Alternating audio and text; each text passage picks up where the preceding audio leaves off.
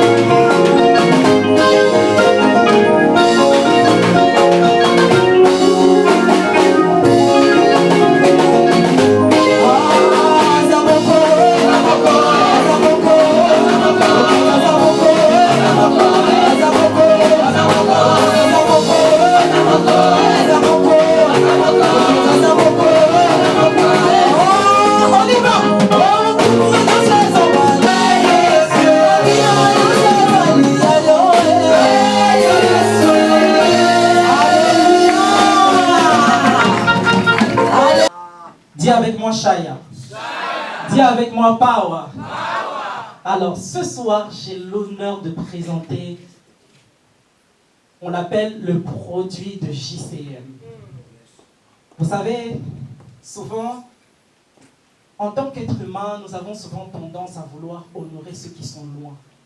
Vous voyez, nous avons souvent tendance à voir le trésor qu'il y a de loin, alors qu'il y a un trésor qui est juste à côté de nous. Il y a quelqu'un qui a dit avant de rencontrer Jésus, y a-t-il quelque chose de bon ici à Nazareth? Y a-t-il quelque chose de bon? Et ce qu'il ne savait pas, c'est que la chose la plus merveilleuse était à Nazareth. La personne la plus merveilleuse était à Nazareth, Jésus. Et nous aussi, nous voulons montrer quelque chose de bon durant ces 5 ans d'année. Nous voulons montrer que ici au Mans, il y a des jeunes qui connaissent le Seigneur et qui servent le Seigneur. Ici au Mans, il y a des personnes que Dieu peut élever. Ici au Mans, dans une ville qui peut sembler parfois inconnue, parfois négligée, il peut sortir des grandes choses. Ici au Mans, là où on peut penser qu'il y a seulement un rocher, mais une grande source peut sortir de là. Amen. Et j'aimerais que nous soyons tous témoins, ensemble. On va accueillir notre sœur Elle-Laure. Tu vas lui donner la force. Et pendant que tu lui donnes la force, elle va avancer.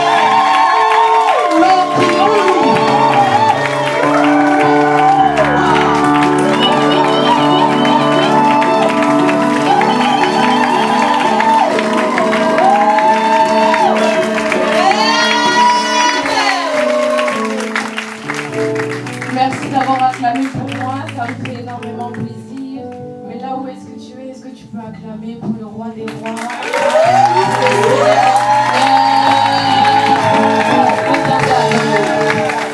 Je ne comprends pas, on est une jeunesse en feu. On est une jeunesse qui bouillonne dans le Seigneur. Est-ce que tu peux t'élever et acclamer pour le roi des rois? Celui qui te donne la joie, celui qui te donne l'abondance, celui qui te succède. Alléluia. Avant que je commence ma prédication, le Seigneur m'a mis à cœur de prier. Avant que je commence quoi que ce soit, nous allons passer un temps dans l'adoration. Nous allons prier. Nous allons appeler un esprit d'autorité dans ces lieux, un esprit de puissance dans ces lieux, un esprit de feu dans ces lieux. Accompagné de la chorale, je n'ai pas de sujet de prière, mais toi-même prie pour ta vie. Toi-même commence à déclarer des paroles sur ta vie. Toi-même commence à rendre grâce à Dieu dans ta vie. Commence à parler à ton Dieu. Commence à chercher sa présence. Commence à lui demander, Seigneur, oh viens et dispose-moi.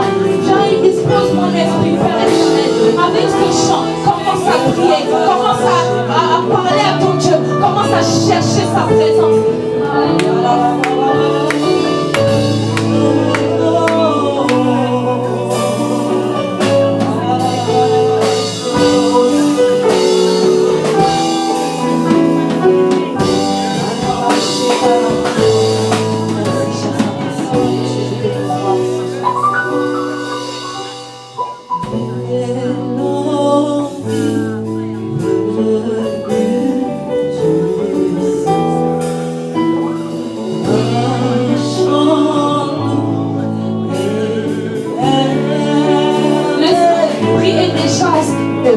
cherche des jeunes qui sont disposés à recevoir quelque chose. Il cherche des jeunes qui bouillonnent l'envie de recevoir la présence de Dieu. Il cherche ces jeunes-là qui sont dans la présence. Commence à élever tes mains envers Dieu et commence à dire là-bas. Oh, entends cette mélodie qui vient toucher ton cœur. Oh, j'appelle un esprit d'autorité maintenant. J'appelle un esprit de puissance maintenant. Que l'atmosphère de cette salle change. Que là où les jeunes de cette salle étaient brisés, là où l'esprit de Dieu était de mettre un esprit de douleur, que cela disparaisse maintenant. En impuissant de Jésus, sois disponible à recevoir quelque chose. Le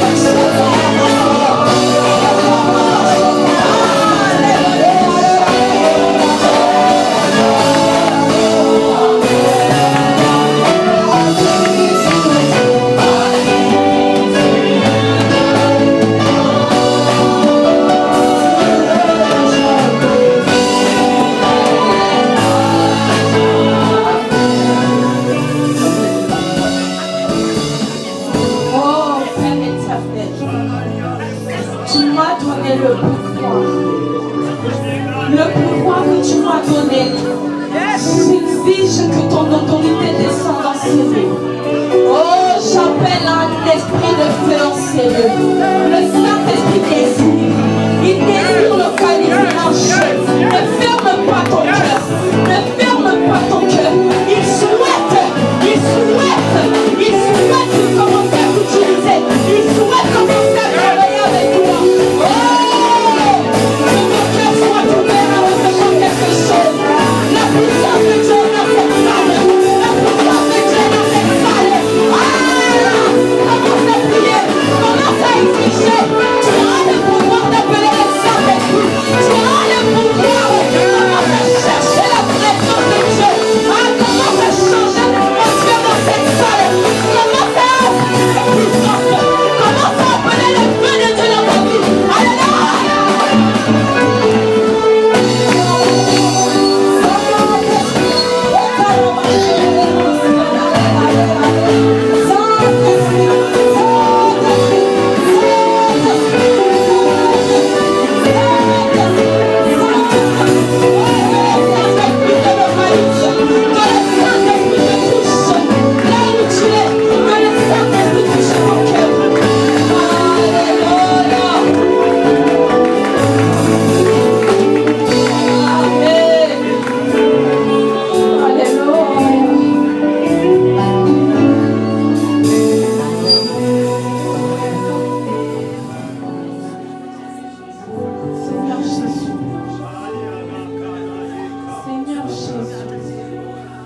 En ce lieu, nous t'appelons.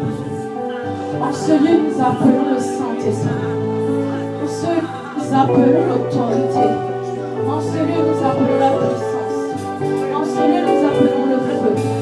Oh Père, qu'un jeune soit disposé à recevoir ta parole qui va être donnée. Qu'un jeune soit disposé à recevoir ton onction. Qu'un jeune soit touché par ta parole. Oh Père,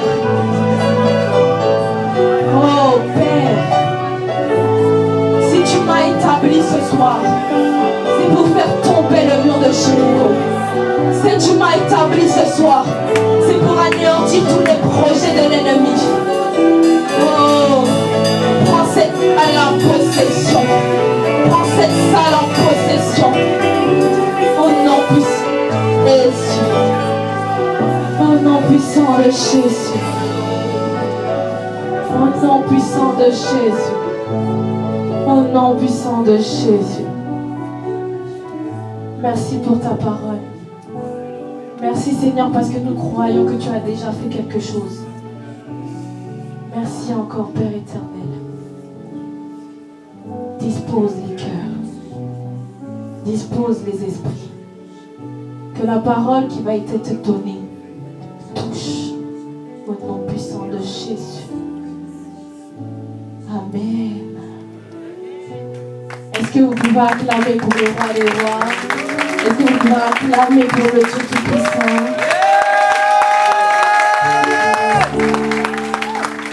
Merci à la chorale. Je demanderai juste si un pianiste peut rester pour m'accompagner, s'il vous plaît. Vous pouvez prendre place.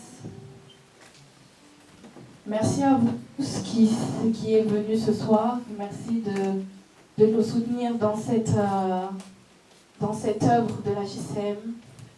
Je crois que ce soir, vous ne repartirez pas les mains vides.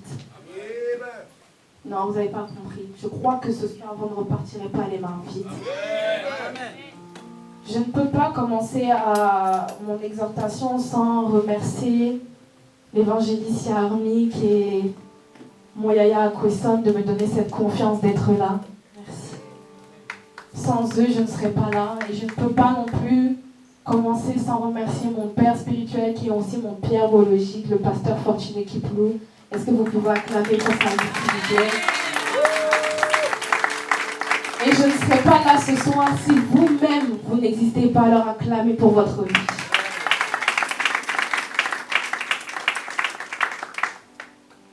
Je ne vais pas vous prendre beaucoup de temps parce que je sens qu'il faut qu'on prie.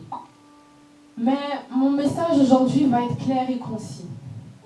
Le thème qui m'a été donné est L'arme pour relever les défis.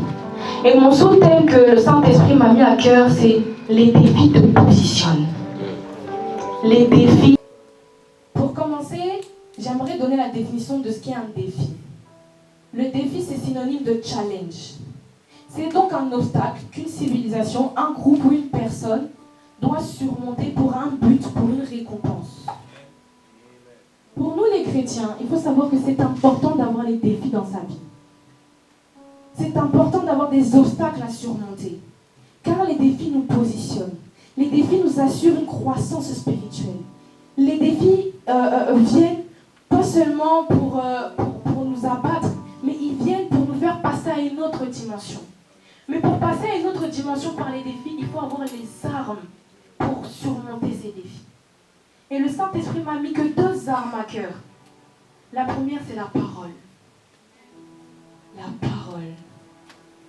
Lorsque tu es face à une situation compliquée, lorsque tu es face à quelque chose qui t'attriste, tu te réfères à quelque chose pour t'aider à surmonter. Le monde a une parole. Nous aussi, chrétiens, nous avons une parole. Mais il y a des différences entre la parole du monde et la parole des chrétiens. La parole du monde parle sur ce qu'il voit. La parole de la Bible, de Dieu, parle sur ce qu'il connaît. Je m'explique. La parole du monde, par exemple, tu as un défi, toi jeune, c'est d'aller jusqu'au master. C'est d'aller, par exemple, devenir docteur, devenir avocat. C'est un défi pour toi. La parole du monde te dira que tu n'es pas capable, que tu ne peux pas y aller, parce que tu n'as pas les bonnes notes nécessaires, tu n'as pas la connaissance nécessaire. Mais la parole de Dieu dit que tu es capable, parce que Dieu te connaît, lui-même t'a conçu. Donc voici la différence que j'aimerais que vous reteniez entre la parole du monde et la parole de Dieu. La parole du monde viendra te juger par ton apparence, viendra te juger par tes actes, mais la parole de Dieu viendra toucher ton cœur, viendra visiter ton cœur, parce que te connaît. Même si toi tu ne te connais pas, même si toi tu crois que tu n'es pas capable, Dieu te connaît. La Bible nous dit que la parole est une épée à double tranchant. Mais elle dit aussi dans la Bible que l'écriture est inspirée de Dieu, elle est utile pour enseigner, pour convaincre, pour corriger, pour instruire la justice. Donc à elle seule, la parole est tellement une arme puissante, parce que dans la Bible, tu trouveras toutes les solutions à tous les problèmes que tu peux avoir dans ta vie. N'importe quel problème, n'importe quel défi, il y a la solution dans la parole. Il y a 3 points que dans la parole, ce sont des outils qui viennent rajouter à ton armure. La première, c'est l'obéissance. Nous allons prendre le livre de Jacques, au chapitre 1, le verset 22. Jacques, le chapitre 1, le verset 22. La parole dit ceci. Mettez en pratique la parole et ne vous bornez pas à l'écouter, en vous trompant vous-même par de faux raisonnements. Je répète, mettez en pratique la parole et ne vous bornez pas à l'écouter, en vous trompant vous-même par de faux raisonnements. Aujourd'hui, dans notre génération, malheureusement, on néglige l'obéissance. Parce que dans la parole, il y a certains commandements que Dieu nous demande de faire, mais nous jeunes, on n'aime pas les faire. On aime se trouver des prétextes, on aime se trouver des faux raisonnements pour essayer de se convaincre à nous-mêmes que non, nous sommes dans le bon. Je vous donne un exemple. Si aujourd'hui on vous appelle à aller évangéliser, vous allez dire non, je ne peux pas évangéliser parce qu'aujourd'hui l'évangélisation c'est dur, les gens nous rejettent, c'est gênant. C'est un prétexte, c'est un faux raisonnement.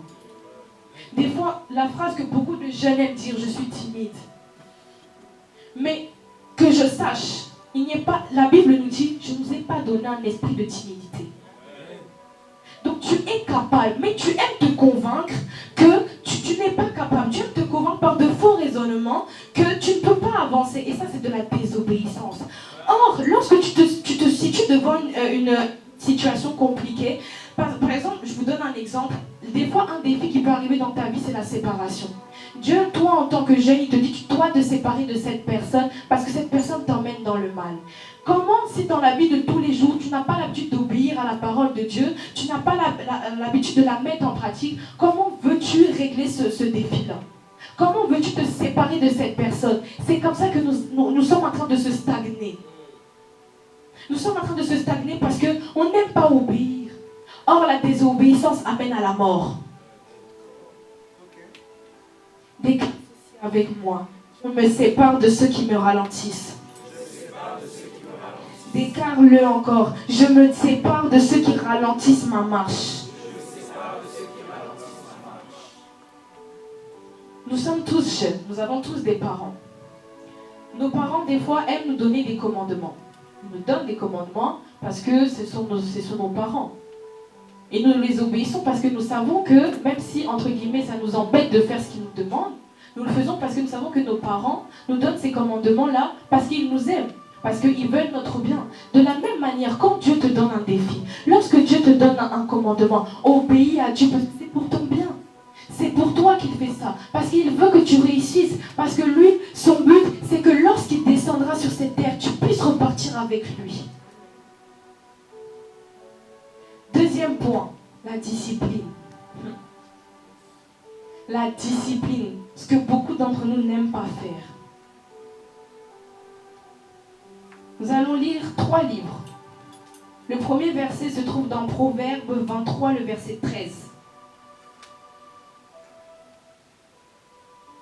La parole dit, « N'épargne pas la correction à l'enfant, si tu le frappes de la verge, il ne mourra point. » Je répète, « N'épargne pas la correction à un enfant, si tu le frappes de la verge, il ne mourra point. » Est-ce que quelqu'un ici s'est déjà fait frapper par ses parents et il en est mort? Je vous pose la question, répondez-moi. Est-ce que quelqu'un qui s'est déjà fait frapper par ses parents en est mort? La preuve en est là, vous êtes vivant, vous êtes au-devant de moi. Le deuxième passage est dans Proverbe 13, le verset 1.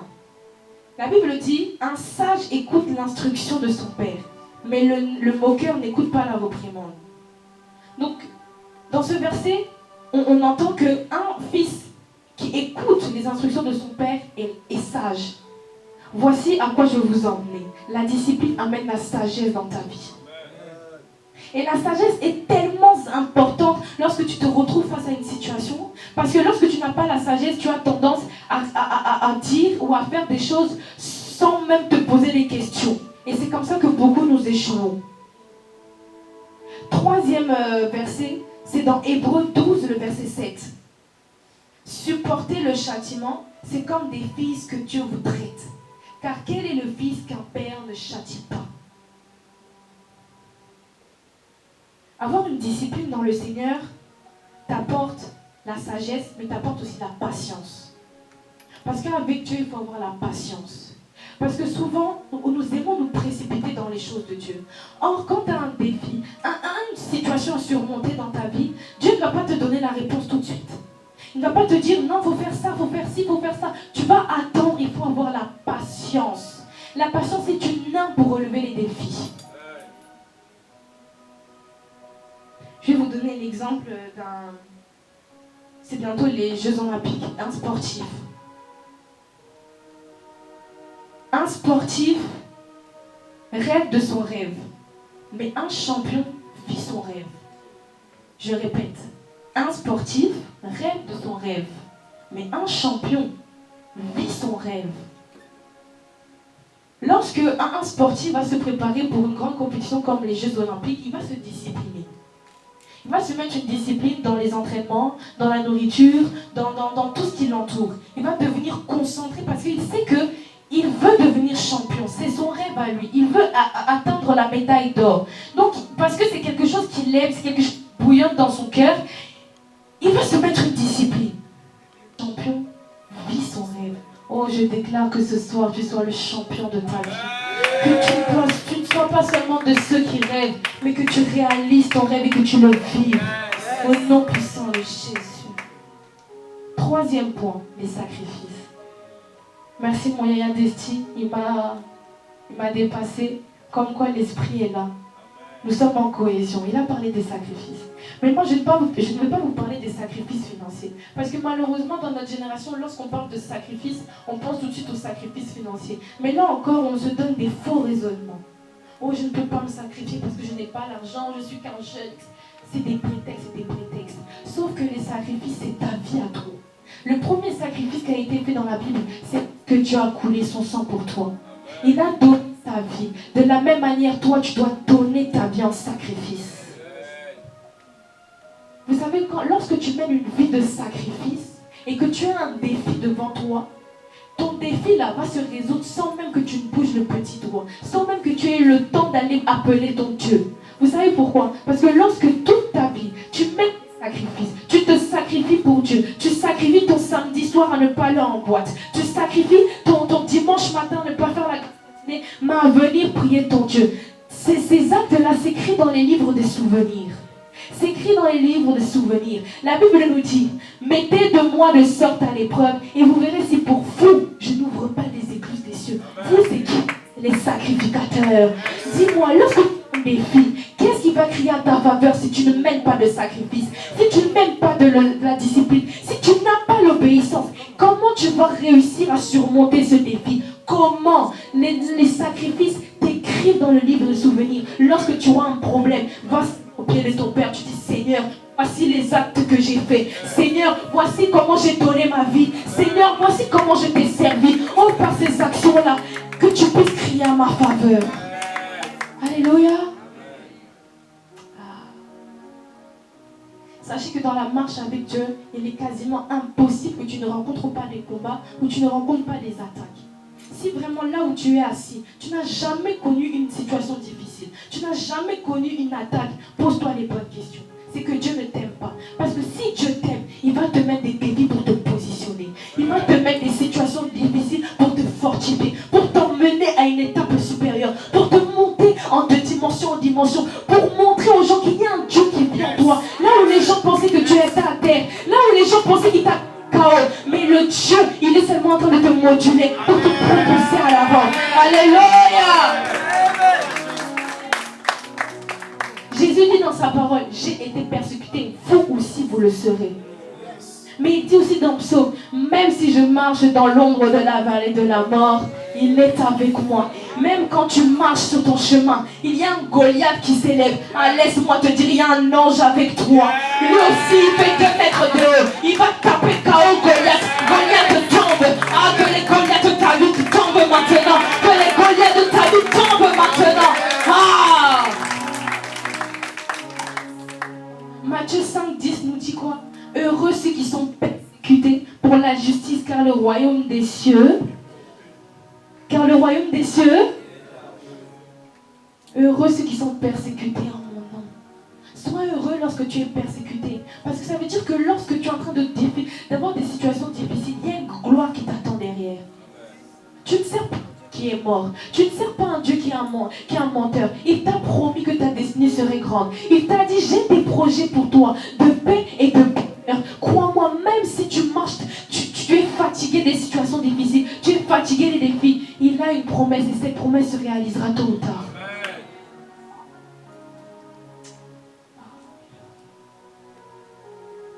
Deuxième arme importante pour relever les défis, c'est la foi. La première arme, ça a été... Vous êtes pas avec moi ou quoi? La première arme, ça a été... Dans la parole, j'ai donné 3 points. L'obéissance, la discipline et les sacrifices. Maintenant, je vais vous parler de la foi. La foi. Hébreux 11, le verset 1, nous dit, croire en Dieu, c'est une façon de posséder déjà les biens qu'on espère. C'est être persuadé que les choses qu'on ne voit pas existent vraiment. Ce verset donne la définition de la foi. La foi, dans le dictionnaire, c'est croire puissamment en quelque chose. J'insiste sur le puissamment. La foi qui est en toi doit être puissante. Et doit surpasser toutes les autres choses que tu as en toi. La foi, c'est croire en un Dieu. C'est croire qu'il y a un Dieu qui est assis en haut. C'est croire qu'il y a un Dieu qui agit. C'est croire qu'il y a un Dieu qui est toujours présent, qui est toujours vivant. Avoir la foi, c'est déjà posséder les choses que l'on n'a pas. Vous voyez comment c'est fou? Tu n'as pas la chose. Tu ne l'as pas en matériel. Mais en esprit, tu crois déjà que tu l'as. Et vous savez, ce n'est pas quelque chose de nouveau que je vous dis. La parole que tu déclares se réalisera. Parce que tout ce que tu déclares de ta bouche va se réaliser. Avoir la foi, c'est être persuadé que les choses qu'on ne voit pas existent vraiment. La foi est un pilier fondamental dans la marche avec Dieu. Sans la foi, tu ne peux pas avancer. Sans la foi, tu ne peux pas vivre. Sans la foi, tu ne peux pas réussir. La foi, c'est ce qui te permet de te distinguer des autres. C'est ce qui permet d'avoir une différence entre toi qui a la foi et un autre qui est juste là pour être là.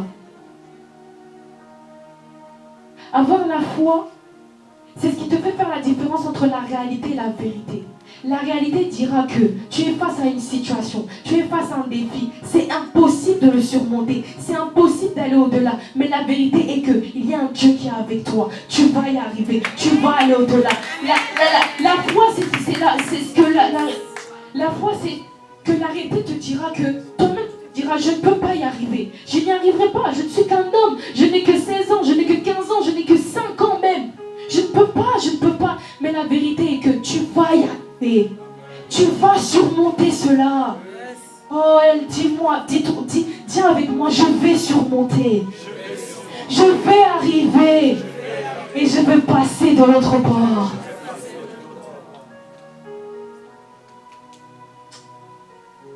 Je prends l'exemple de Joseph.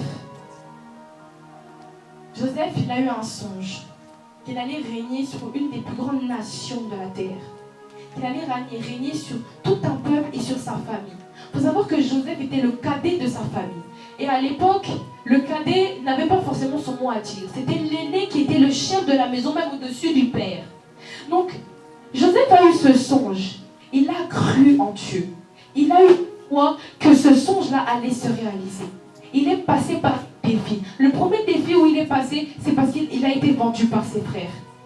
Mais malgré qu'il a été vendu par ses frères, il a gardé l'obéissance de Dieu. Il a gardé la discipline de Dieu. Il a continué à se sacrifier pour Dieu. Deuxième défi, il a dû ne pas céder à la tentation face à la femme de Potiphar. Oh, qu'est-ce que c'est dur, tu vois une belle femme devant toi de ne pas céder. Mais parce qu'il avait la foi, parce qu'il avait l'obéissance, parce qu'il était instruit, parce qu'il était discipliné dans la parole de Dieu. Mais cela n'a pas empêché. Il est parti en prison pour des choses qu'il n'avait pas faites. Mais malgré qu'il est quand même parti en prison, tout le monde qui sommes là, même moi, tous ces défis-là nous arrivent, nous allons tomber. Mais Joseph s'est dit non. J'ai fait un songe. Père, je t'ai donné ma vie. Oh, je continuerai à être obéissant. Je continuerai, Père éternel, à être discipliné. Et regardez ce qui est arrivé. Malgré les défis de sa vie, ça a été long pour lui. Mais il a la patience. Il a eu la sagesse. Et Joseph est devenu le plus grand roi de la nation. Il a régné sur ses frères. Son songe s'était réalisé.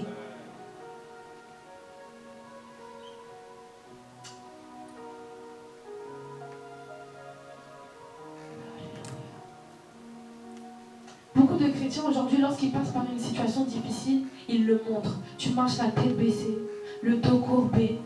Les gens, tu mets des stories Insta, des statuts Snap, tout ce que tu veux. Je suis triste. Tu mets des citations pour faire des trucs visés. Alors qu'un chrétien, même lorsqu'il est dans la difficulté, il continue à marcher tête haute. Il continue à marcher droit. Il continue à marcher fièrement. Parce qu'il sait que là, c'est rien ce qui se passe. Oui, certes, c'est dur. Oui, certes, mon corps charnel en prend un coup. Mais j'ai un Dieu qui vit en moi. J'ai un Dieu qui est plus grand que tout. Alors je vais y arriver. Tu continues à marcher la tête haute. C'est comme une voiture boîte manuelle. Vous savez, une voiture boîte manuelle, lorsque tu passes de la 5e à la 6e vitesse, forcément la voiture ralentit. Il y a un ralentissement entre les deux. Mais laisse-moi te dire, dans ta vie aussi, il y a un ralentissement. Même si le diable pense t'avoir eu KO, même si les gens pensent que tu es plus bas que t'arrives, pour toi c'est fini. Oh, crois-moi, tu étais juste en train de prendre le carburant. Tu étais juste en train de ressourcer ta force. Ah, de la même manière, une voiture a besoin de carburant pour avancer. Toi, ton carburant, c'est dans la de Dieu. Ah, je déclare que tu passes à la 6e vitesse. Passe à la 6e vitesse dans ta vie. Oh, le diable ne pourra pas t'atteindre. Le diable ne pourra pas te toucher. Oui, des ralentissements.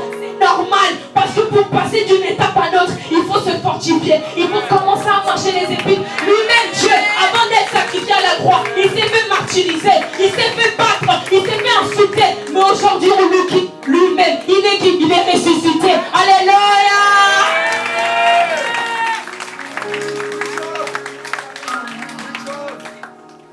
Avoir la foi, c'est avoir l'identité du Christ en toi. Amen. Il ne faut pas seulement déclarer Dieu est chrétien. On te voit là à l'église. Oui, c'est bien, tu poses des statuts Instagram chrétiens, oui. Mais qu'est-ce que tu fais pour le démontrer? Avoir la foi, c'est démontrer les actes. Il a parlé d'Abraham. Abraham, on aime parler comme acte de sacrifice, d'obéissance. Mais Abraham a fait un acte de foi. Il avait la foi. Il avait l'identité du Christ en lui. Oh, il était en face à un défi. Dieu lui dit, le fils que je t'ai donné, viens me le donner en sacrifice. Abraham aurait pu se dire, mais Seigneur, je l'ai attendu tant d'années. C'est mon seul fils unique. Comment? Il ne s'est même pas posé des questions. Il a dit, Isaac, viens. Ils sont allés monter parce qu'il avait la foi. Et aujourd'hui, regardez Abraham. Toute une nation a été bénie grâce à lui. Oh, je déclare que grâce à toi, toute une nation sera bénie.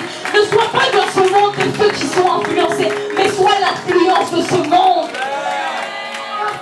Par tes actes, on doit voir que tu crains un Dieu. Par tes actes, on doit voir qu'il y a un Dieu en toi.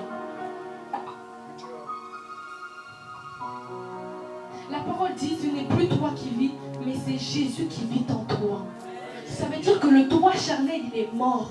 Moi, comme je vous suis là, c'est pas moi qui vous parle. C'est le Saint-Esprit qui est à côté de moi qui vous parle.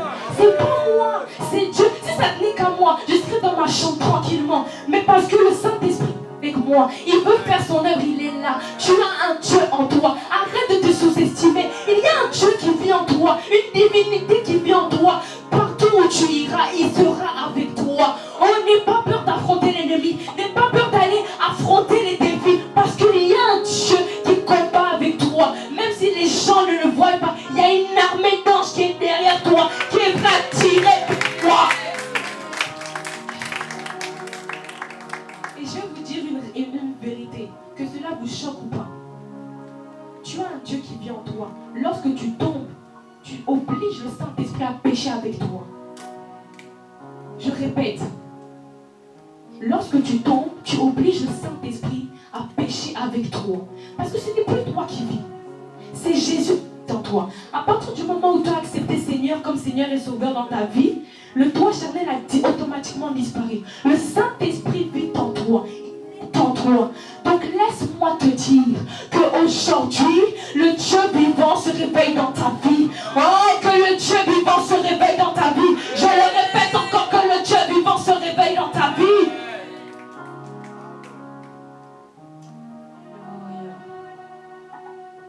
Parfois même, nous sommes face à des situations compliquées.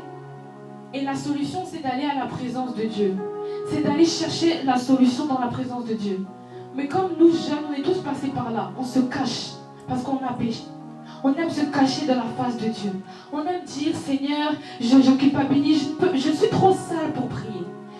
Mais on va lire Luc, le chapitre 11, le verset 2 à 4. Luc 11, 2 à 4. La Bible dit, il leur dit, voici la prière on est censé faire quand on va à la rencontre de Dieu. Père, que ton nom soit sanctifié, que ton règne vienne, donne-nous chaque jour ton pain quotidien, pardonne-nous de nos péchés.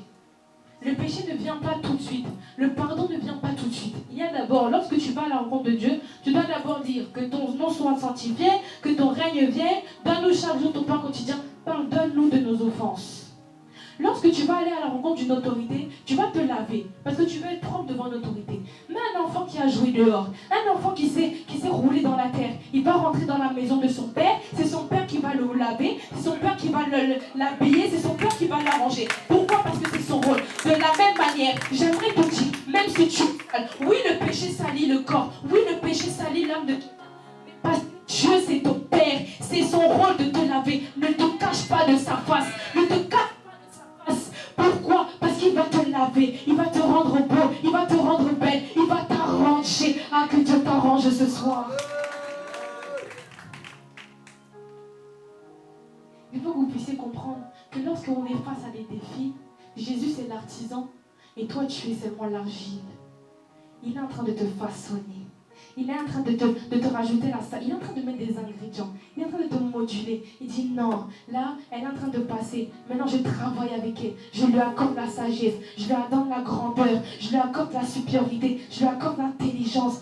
Oh, le Dieu, c'est l'artisan. Dieu est l'argile. Et quand vous savez qu'on a fini de faire une œuvre en l'argile, on le met dans le four pour que le feu le réchauffe. Ah, de la même façon, lorsque tu viens dans la présence de Dieu, il est l'artisan, toi tu es l'argile, il vient, il t'arrange, il te module, il te met dans le four, que le feu bouillonne, le feu commence à bouillonner en toi, le feu commence à te chauffer, que le feu commence à travailler, le feu commence à te brûler dans la présence de l'Éternel. Ah, je déclare que Dieu soit l'artisan de ta vie, qui te module, qui te propulse de haut en haut, qui te propulse de dimension en dimension. Ce soir, si tu crois, acclame que tu as fait quelque chose. Si tu crois, acclame-le. Si tu crois, oh, tu as fait quelque chose, commence à acclamer. Commence à acclamer. Soyez de ce monde, de ceux qui influencent. Soyez de ce monde, de ceux qui bouillonnent. Soyez de ce monde, de ceux qui relèvent les défis, de ceux qui avancent malgré les difficultés, de ceux qui avancent malgré les difficultés. Oh, laisse-moi te dire, même si tu passes une situation difficile, il y a ta gloire qui t'attend. Ta gloire t'attend. Le malheur attend souvent les justes. Tu es injuste. Tu es juste. Tu es juste. Tu es juste. Oh, tu es, moi te dire, tu es juste. Tu es juste. Ah, ta gloire t'attend. Ta gloire t'attend. Ta gloire t'attend. Ah, soyez bénis.